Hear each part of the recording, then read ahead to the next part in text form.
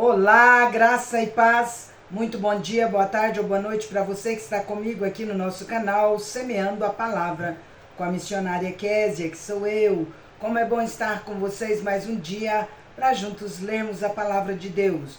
Hoje, dia 13 de janeiro de 2024, sábado.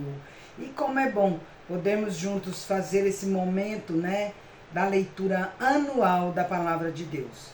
Quero dizer que nós estamos em dias com a leitura e que você pode continuar, se você chegou hoje, continuar lendo daqui para frente e buscando um dia lá para trás, Lê um dia e mais um e você vai completando a leitura rapidamente, você alcança a gente totalmente. Mas não deixe de ler a atual e ler uma atrasada, tá bom? Também não deixe de deixar o seu like, de compartilhar esse vídeo com o máximo de pessoas possíveis. Também deixe um comentário para nos favorecer aqui.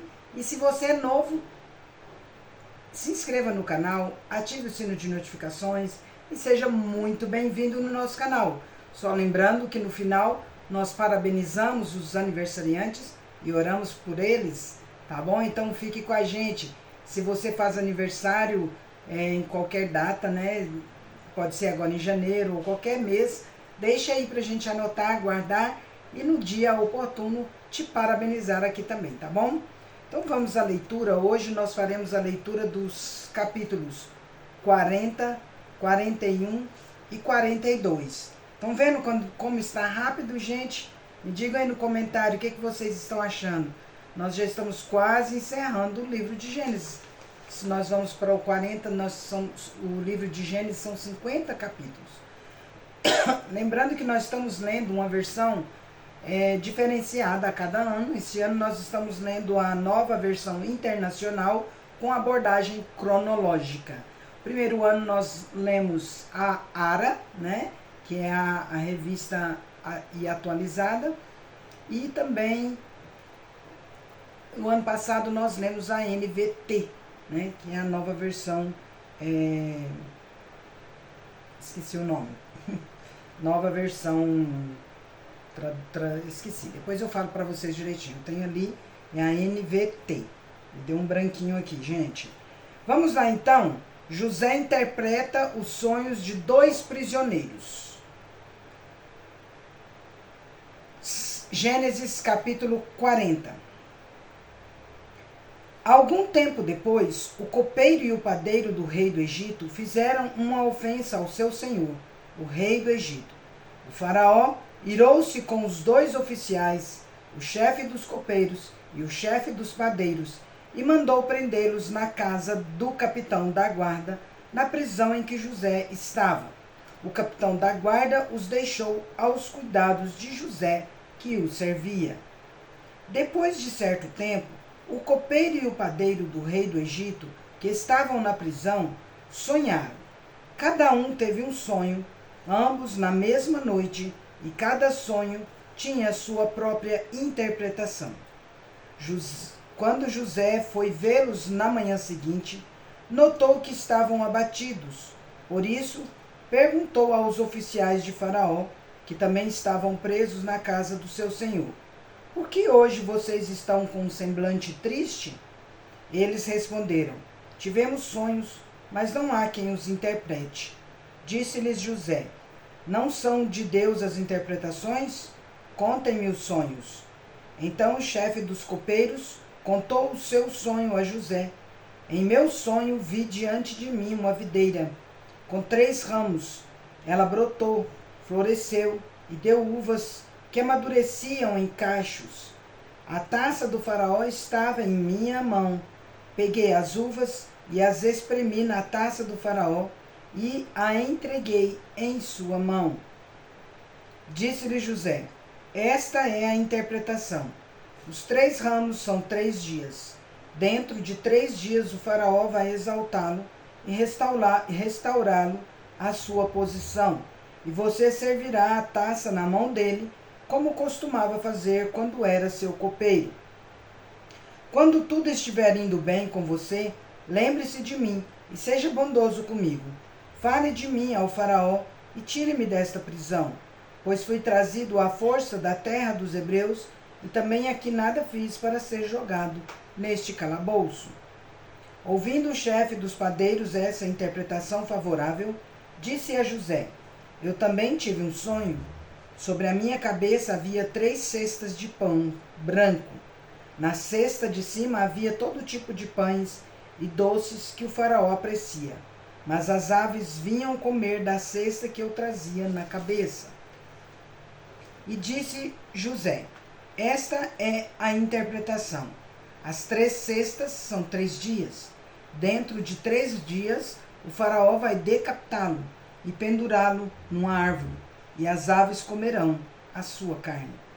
3 dias depois, era o aniversário do faraó, e ele ofereceu um banquete a todos os seus conselheiros. Na presença deles, reapresentou o chefe dos copeiros e o chefe dos padeiros, restaurou a sua posição o chefe dos copeiros, de modo que ele voltou a ser aquele que servia a taça do faraó. Mas ao chefe dos padeiros mandou enforcar, como José lhes dissera em sua interpretação. O chefe dos copeiros, porém, não se lembrou de José. Ao contrário, esqueceu-se dele. José interpreta os sonhos do faraó. Gênesis capítulo 41. Ao final de 2 anos, o faraó teve um sonho. Ele estava em pé junto ao rio Nilo. Quando saíram do rio, 7 vacas belas e gordas, que começaram a pastar entre os juncos. Depois saíram do rio mais 7 vacas, feias e magras, que foram para junto das outras à beira do Nilo. Então as vacas feias e magras comeram as 7 vacas belas e gordas. Nisso o faraó acordou. Tornou a adormecer e teve outro sonho. 7 espigas de trigo, graúdas, gaúchas é bom, hein? Graúdas e boas, cresciam no mesmo pé. Depois brotaram outras 7 espigas mirradas e ressequidas pelo vento leste. As espigas mirradas engoliram as 7 espigas graúdas e cheias. Então o faraó acordou. Era um sonho. Pela manhã, perturbado, mandou chamar todos os magos e sábios do Egito e lhes contou os sonhos, mas ninguém foi capaz de interpretá-los. Então o chefe dos copeiros disse ao faraó: hoje me lembro de minhas faltas. Certa vez o faraó ficou irado com os seus 2 servos e mandou prender-me junto com o chefe dos padeiros na casa do capitão da guarda. Certa noite cada um de nós teve um sonho, e cada sonho tinha uma interpretação. Pois bem, havia lá conosco um jovem hebreu servo do capitão da guarda. Contamos a ele os nossos sonhos, e ele os interpretou, dando a cada um de nós a interpretação do seu próprio sonho. E tudo aconteceu conforme ele nos dissera. Eu fui restaurado à minha posição, e o outro foi enforcado. O faraó mandou chamar José, que foi trazido depressa do calabouço. Depois de se barbear e trocar de roupa, apresentou-se ao faraó. O faraó disse a José: tive um sonho que ninguém consegue interpretar, mas ouvi falar que você, ao ouvir um sonho, é capaz de interpretá-lo. Respondeu-lhe José: isso não depende de mim, mas Deus dará ao faraó uma resposta favorável. Então o faraó contou o sonho a José. Sonhei que estava em pé à beira do Nilo, quando saíram do rio 7 vacas belas e gordas que começaram a pastar entre os juncos. Depois saíram outras 7 raquíticas, muito feias e magras. Nunca vi vacas tão feias em toda a terra do Egito. As vacas magras e feias comeram as 7 vacas gordas que tinham aparecido primeiro. Mesmo depois de havê-las comido, não parecia que o tivessem feito, pois continuavam tão magras como antes. Então acordei. Depois tive outro sonho. Vi 7 espigas de cereal, cheias e boas, que cresciam no mesmo pé. Depois delas brotaram outras 7, murchas e mirradas, ressequidas pelo vento leste. As espigas magras engoliram as 7 espigas boas. Contei isso aos magos, mas ninguém foi capaz de explicá-lo. O faraó teve um único sonho, disse-lhe José. Deus revelou ao faraó o que ele está para fazer. As 7 vacas boas são 7 anos, e as 7 espigas boas são também 7 anos. Trata-se de um único sonho.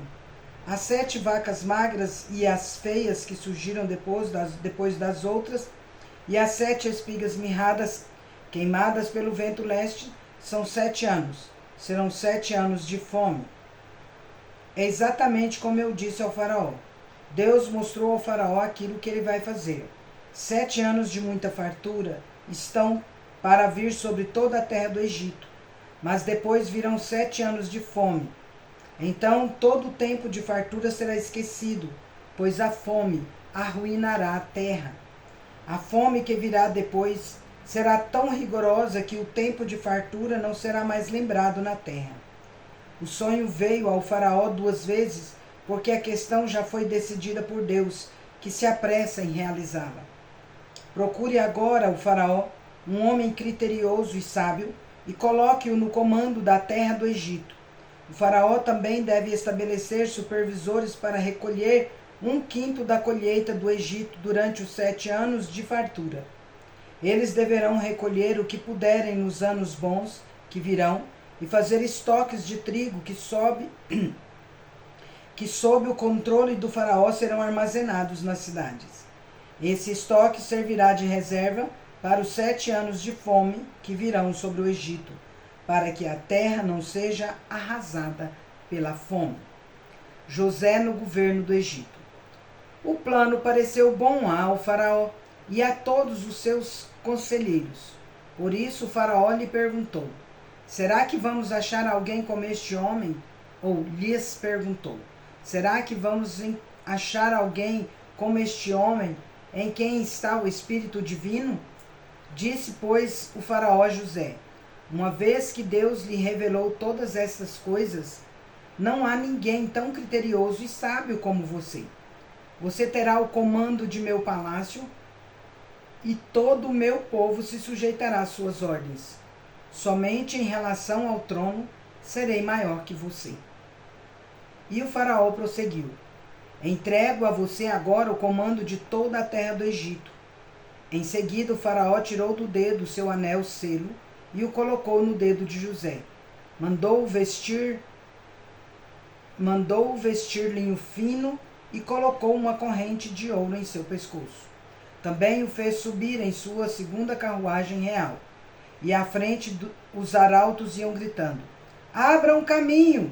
Assim José foi colocado no comando de toda a terra do Egito. Disse ainda o faraó a José: eu sou o faraó, mas sem a sua palavra ninguém poderá levantar a mão nem o pé em todo o Egito.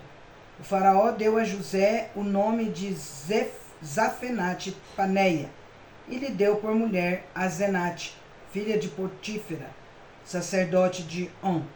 Depois José foi inspecionar toda a terra do Egito. José tinha 30 anos de idade quando começou a servir ao faraó, rei do Egito. Ele se ausentou da presença do faraó e foi percorrer todo o Egito. Durante os 7 anos de fartura, a terra teve grande produção. José recolheu todo o excedente dos 7 anos de fartura no Egito e o armazenou nas cidades. Em cada cidade ele armazenava o trigo colhido nas lavouras da redondeza, ou das redondezas. Assim José estocou muito trigo, como a areia do mar. Tal era a quantidade que ele parou de anotar, porque ia além de toda medida. Antes dos 7 anos de fome, Azenate, filha de Potífera, sacerdote de On, deu a José 2 filhos. Ao primeiro José deu o nome de Manassés, dizendo: Deus me fez esquecer todo o meu sofrimento e toda a casa de meu pai. Ao segundo filho chamou Efraim, dizendo: Deus me fez prosperar na terra onde tenho sofrido. Assim, chegaram ao fim dos 7 anos de fartura no Egito, e começaram os 7 anos de fome, como José tinha predito. Houve fome em todas as terras, mas em todo o Egito havia alimento. Quando todo o Egito começou a sofrer com a fome, o povo clamou ao faraó por comida, e este respondeu a todos os egípcios: dirijam-se a José e façam o que ele disser. Quando a fome já se havia espalhado por toda a terra, José mandou abrir os locais de armazenamento e começou a vender trigo aos egípcios, pois a fome se agravava em todo o Egito. E de toda a terra vinha gente ao Egito para comprar trigo de José, porquanto a fome se agravava em toda a parte. Os irmãos de José no Egito. Gênesis 42. Quando Jacó soube que no Egito havia trigo, disse a seus filhos: por que estão aí olhando uns para os outros? Disse ainda: ouvi dizer que há trigo no Egito. Desçam até lá e comprem trigo para nós, para que possamos continuar vivos e não morramos de fome. Assim, 10 dos irmãos de José desceram ao Egito para comprar trigo. Jacó não deixou que Benjamim, irmão de José, fosse com eles, temendo que algum mal lhe acontecesse. Os filhos de Israel estavam entre outros que também foram comprar trigo, por causa da fome na terra de Canaã. José era o governador do Egito, e era ele que vendia o trigo a todo o povo da terra. Por isso, quando os irmãos de José chegaram, curvaram-se diante dele com o rosto em terra. José reconheceu seus irmãos, logo que os viu, mas agiu como se não os conhecesse, e lhes falou asperamente: de onde vocês vêm? Responderam eles: da terra de Canaã, para comprar comida. José reconheceu seus irmãos, mas eles não o reconheceram. Lembrou-se então dos sonhos que tivera a respeito deles e lhes disse: vocês são espiões, vieram para ver onde a nossa terra está desprotegida. Eles responderam: não, meu senhor, teus servos vieram comprar comida. Todos nós somos filhos do mesmo pai. Teus servos são homens honestos e não espiões. Mas José insistiu: não, vocês vieram ver onde a nossa terra está desprotegida. E eles disseram: teus servos eram 12 irmãos, todos filhos do mesmo pai, na terra de Canaã. O caçula está agora em casa com o pai, e o outro já morreu. José tornou a afirmar: é como lhes falei, vocês são espiões, vocês serão postos à prova. Juro pela vida do faraó que vocês não sairão daqui enquanto o seu irmão caçula não vier para cá. Mandem algum de vocês buscar o seu irmão, enquanto os demais aguardam presos. Assim ficará provado de que as suas palavras são verdadeiras ou não.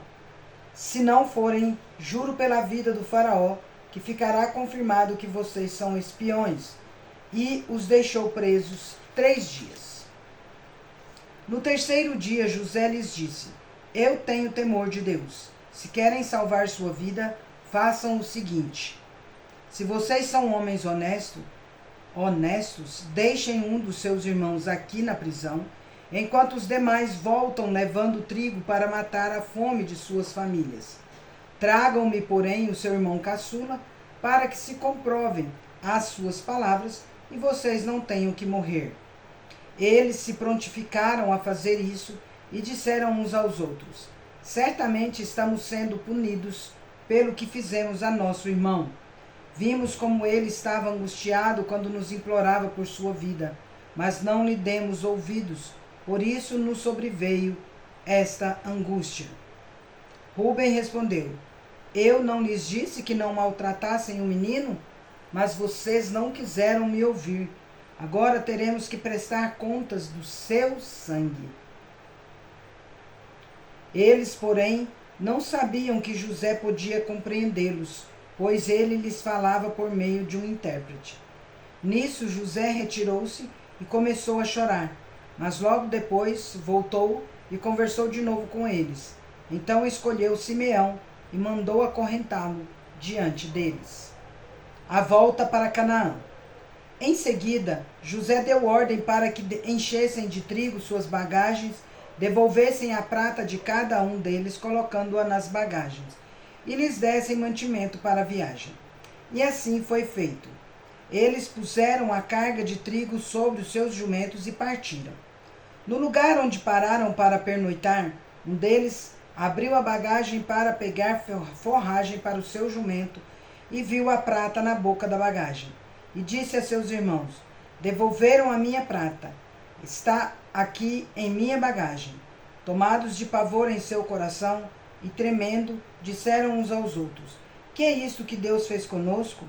Ao chegarem à casa de seu pai Jacó, na terra de Canaã, relataram-lhe tudo o que lhes acontecera, dizendo: o homem que governa aquele país falou asperamente conosco e nos tratou como espiões. Mas nós lhe asseguramos que somos homens honestos e não espiões. Dissemos também que éramos 12 irmãos, filhos do mesmo pai, e que um já havia morrido, que o caçula estava com nosso pai em Canaã. Então o homem que governa aquele país nos disse: vejamos se vocês são honestos. Um dos seus irmãos ficará aqui comigo, e os outros poderão voltar e levar mantimento para matar a fome das suas famílias. Tragam-me, porém, o seu irmão caçula, para que eu comprove que vocês não são espiões, mas sim homens honestos. Então lhes devolverei o irmão e os autorizarei a fazer negócios nessa terra. Ao esvaziarem as bagagens, dentro da bagagem de cada um estava a sua bolsa cheia de prata. Quando eles e seu pai viram as bolsas cheias de prata, ficaram com medo. E disse-lhe seu pai Jacó: vocês estão tirando meus filhos de mim. Já fiquei sem José, agora sem Simeão, e ainda querem levar Benjamim. Tudo está contra mim. Então Rúben disse ao pai: podes matar meus 2 filhos, se eu não o trouxer de volta. Deixa-o aos meus cuidados, e eu o trarei. Mas o pai respondeu: meu filho não descerá com vocês. Seu irmão está morto, e ele é o único que resta. Se qualquer mal lhe acontecer na viagem que estão por fazer, vocês farão estes meus cabelos brancos descerem à sepultura com tristeza. Encerramos a nossa leitura. Sujeitai-vos, portanto, a Deus, mas resisti ao diabo, e ele fugirá de vós. Tiago, capítulo 4, versículo 7. Convido vocês a ir comigo homenagear os aniversariantes. Olá! Vamos comigo parabenizar os aniversariantes desse dia 13 de janeiro.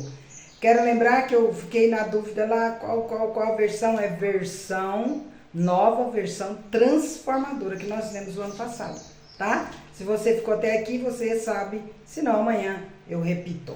Nova versão transformadora que nós lemos no ano passado.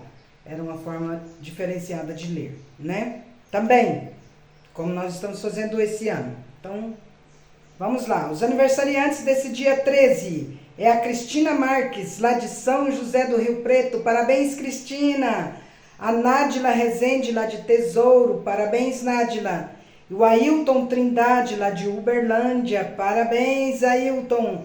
E a Angelina Cândida, lá de Coromandel. Parabéns, Angelina, que Deus abençoe vocês grandemente, que as poderosas bênçãos do Senhor sejam derramadas sobre a vida de vocês. Quero orar por vocês também nesse momento. Ó Deus grandioso, nosso Pai, graças te damos, Senhor, por mais um dia de vida. Também te damos graças, Senhor, pela vida da Cristina, da Nádila, do Ailton e da Angelina, que completam mais um ano de vida pela graça do Senhor. Obrigada, Senhor, por esse dia especial na vida deles e na vida de todos aqueles que aniversariam neste dia. Abençoe, ó Deus, a cada um com muitos anos de vida, muitas felicidades, muita paz, muita alegria, muito amor, muita prosperidade, Senhor. Abençoe, ó Deus, caso eles estejam passando por algum tipo de prova, de luta, de privação, que o Senhor, ó Deus, os abençoe grandemente. Se falta de emprego, que o Senhor os assista, Pai, que o Senhor abençoe grandemente esses aniversariantes, para que eles possam experimentar dádivas preciosas do Senhor, não só no dia de hoje, mas em todos os anos que o Senhor permitir que eles vivam. Oramos ao Senhor suplicando que sejam muitos anos de vida para eles. Em nome de Jesus nós oramos, agradecidos mesmo pelo dia desses aniversariantes, Pai. Abençoe todos que nos estão ouvindo também, em nome de Jesus. Amém. É isso aí, meus queridos. Deus é fiel, justo e bom. Vamos